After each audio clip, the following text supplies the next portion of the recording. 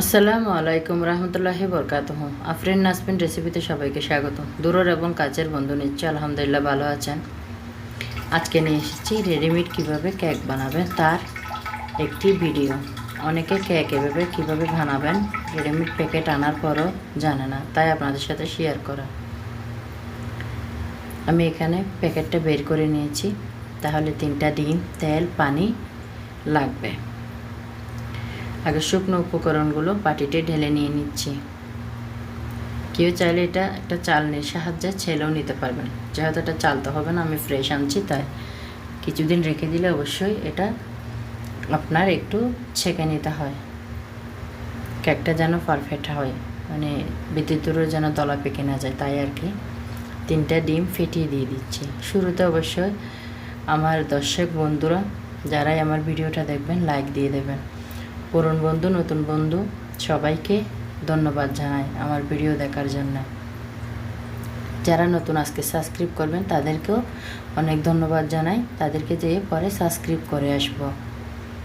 যারা আমার ভিডিওতে দেখতেছেন তাদেরকেই বলতেছি, আমি 3-4 দিন পর পরে কারা আমাকে নতুন সাবস্ক্রাইব করছেন তারা আমি দেখে এসি, যারা ভিডিও করেন তাদেরকে সাবস্ক্রাইব করে, আর যদি আমার সাধারণ দর্শক হয়ে থাকেন তাদেরকে অবশ্যই একটি লাইক ধন্যবাদ দিয়ে আসি।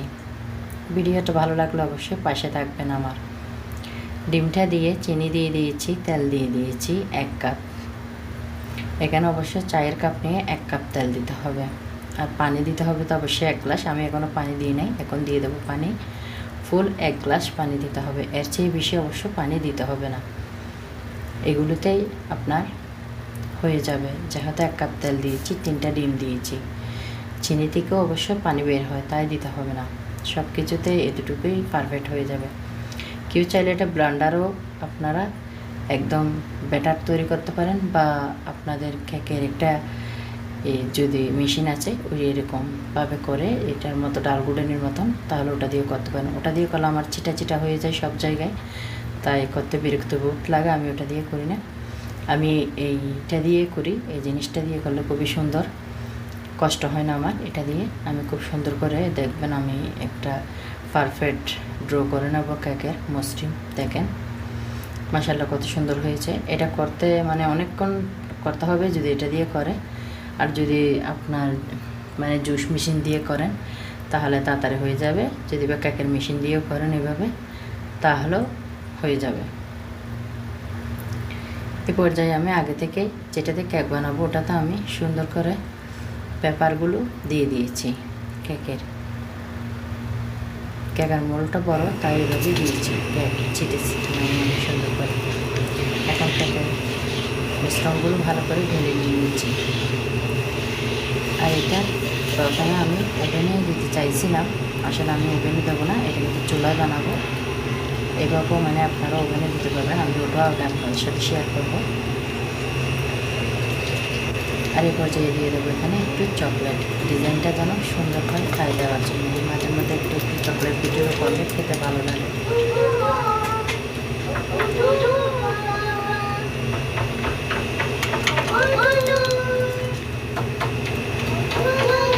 টিউবটা পরে গেছে, এটা ছোটো ছোটো আসে। আমার আবদুল্লাহ সব জিনিসই নষ্ট করে ফেলে, আমি যেখানে জিনিস খোলা ভাড়া করতে করতে এখন বড় বড় করবে, ছোটো ছোটো করবে বেশি ভালো লাগে। একটু লাগাই দিয়েছিলাম, এটা আবার পরে দিচ্ছি। এইভাবে দিয়ে দিই, বড় বড় হবে।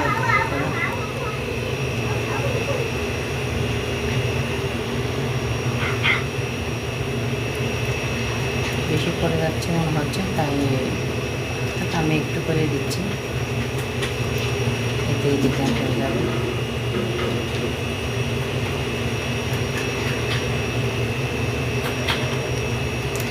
বেশি বেশি করতেছে, আর দেবো না।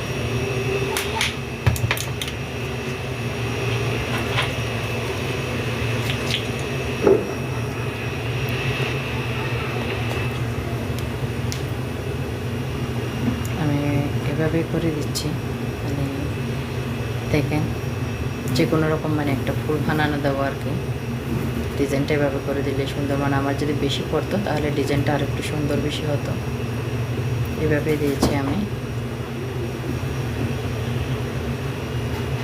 হয়ে গেছে।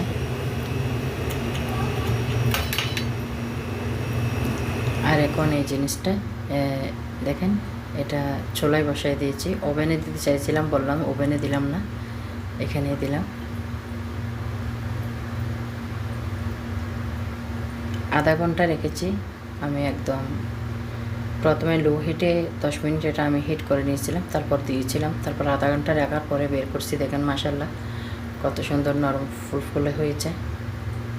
এভাবে বাবুল হলে আমার একটু বেশি ভালো লাগে কেকে। দেখেন 1 পিস কেটেছি, কতই সুন্দর হয়েছে। সবাই ভালো থাকবেন, সুস্থ থাকবেন।